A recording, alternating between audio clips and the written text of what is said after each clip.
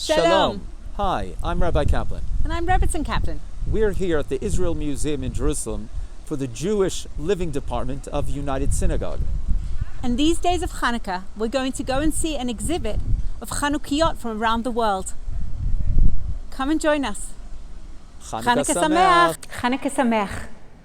Welcome to the Israel Museum. Look at this incredible exhibition of Chanukiot. It's only 10% of the collection that they really have. Most of the Chanukiot are preserved in the archives in a different part of the museum. But what's really, really special is how they took from different places around the world. We see here Austria and Morocco and Algeria. Over there we've got Iraq and Poland. Different Chanukiot that are telling the Jewish story.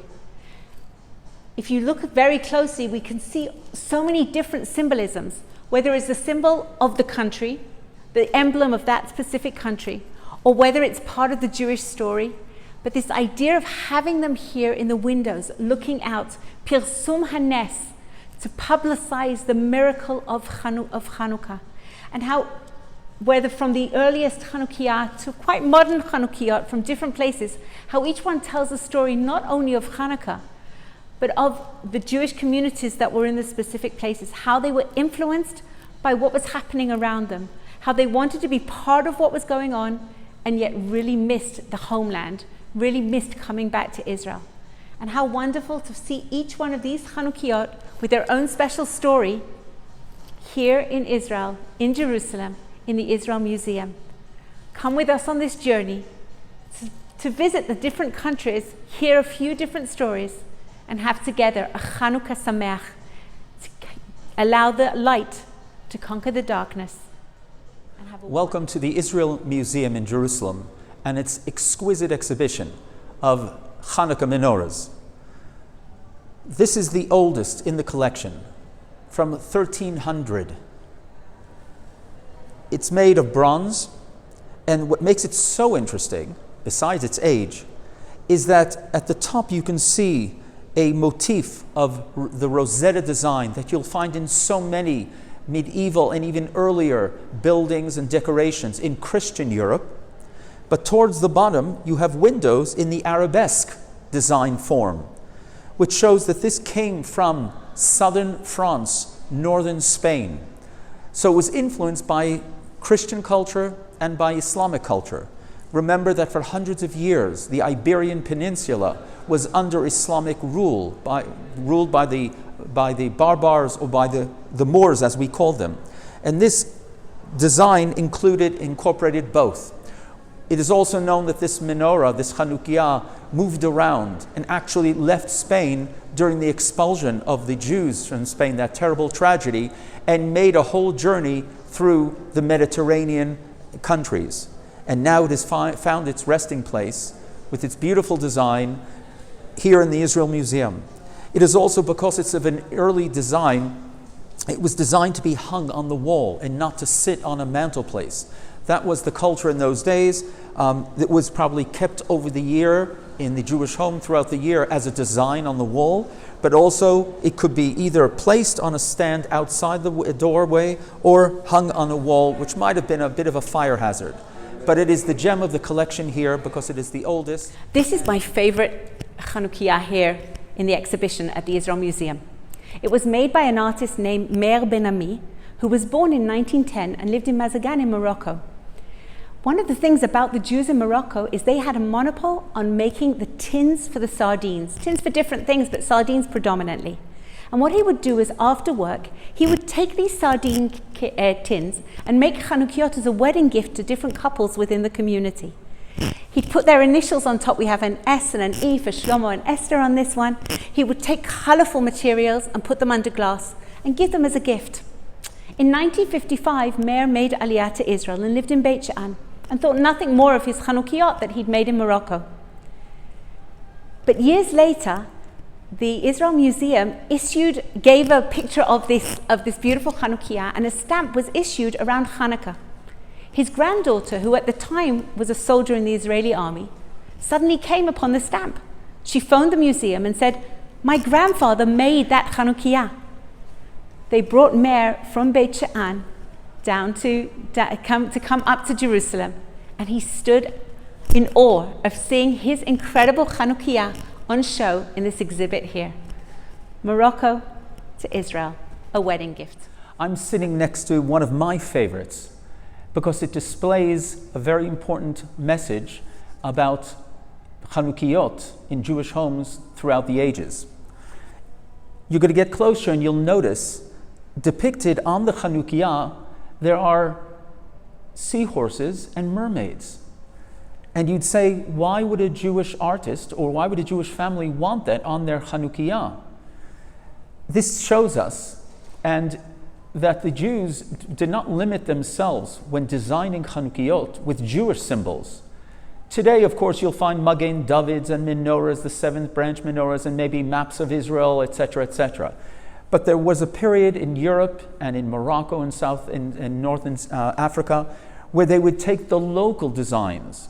For instance, we've all visited Rome, Florence, and Venice. The fountains there quite often have, as part of their art, as part of their decoration, they will have mermaids and seahorses.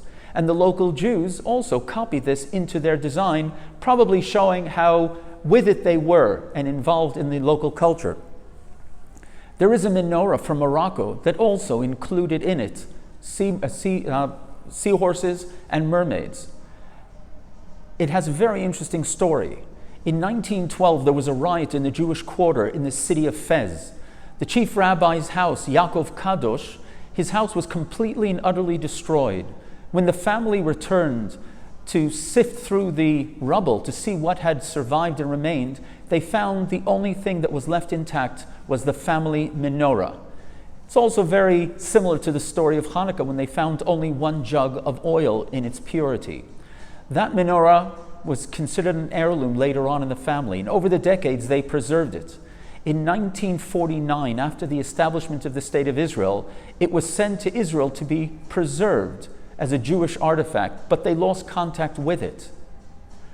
It was eventually found its way to the Israel Museum, and the family learned about it when one of the great-grandchildren of the Rav Yaakov Kadosh, the chief rabbi of Fez, visited the museum when it opened in 1965.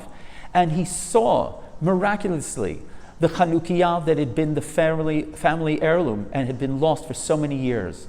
And the family was once again reunited with this heirloom of their family that teaches the story of Jewish survival. Happy. The Bezalel School of Art was opened in 1906. It's the oldest school of higher learning in Israel. It's here in Jerusalem. And one of the projects that they took upon themselves was to redefine and understand Jewish art. And in doing so, was looking into lots of different objects that we use. What's interesting is for a Kiddush cup on Friday night, we can use any cup. For lighting the Shabbat candles, well, there are plenty of candlesticks that you could use that aren't specific for lighting candles. A Chanukiot is an object that has to be made for the purpose of lighting the 8 days.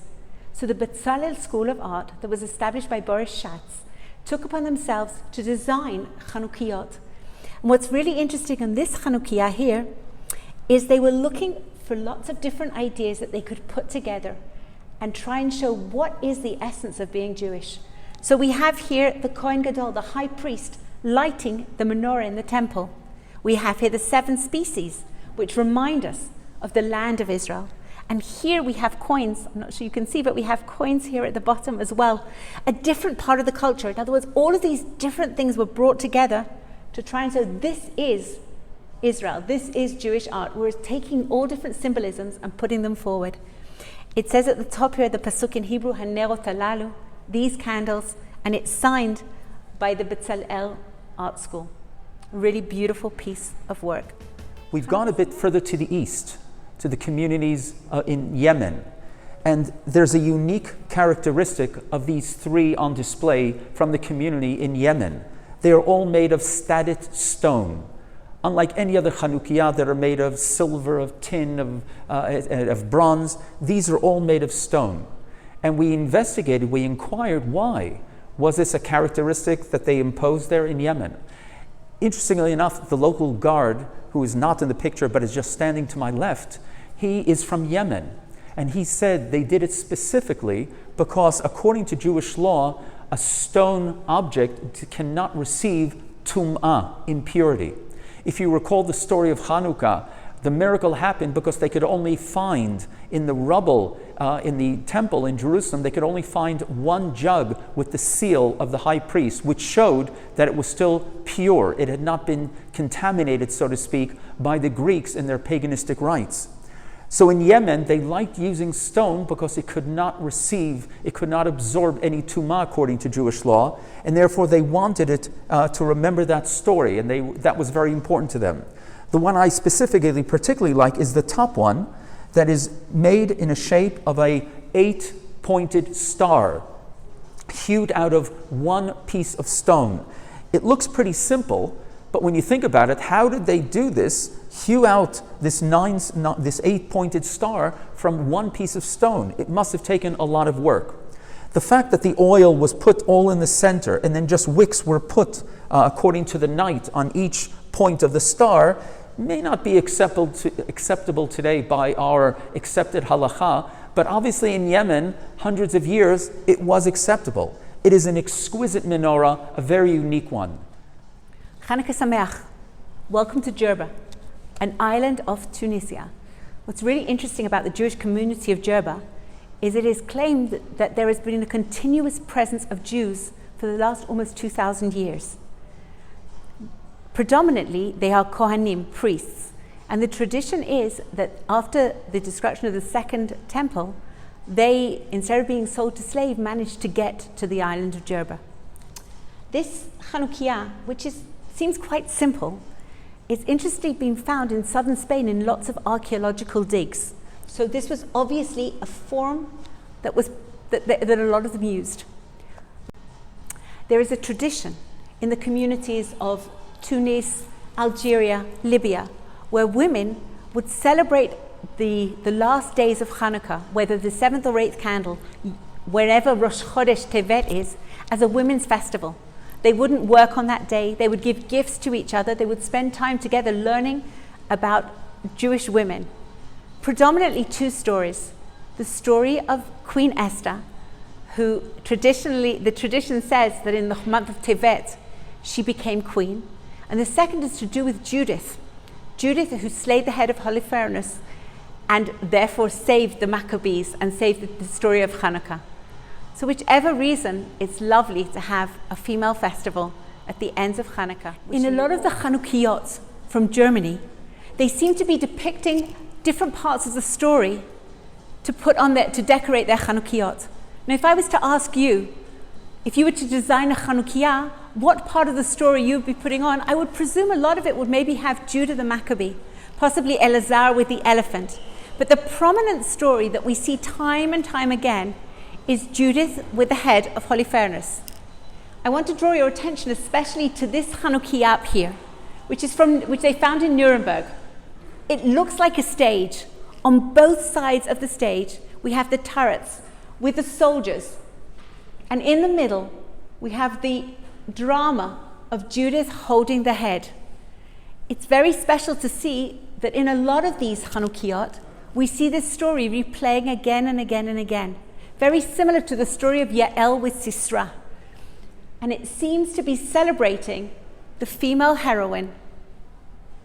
Wishing you all a Chanukah Sameach.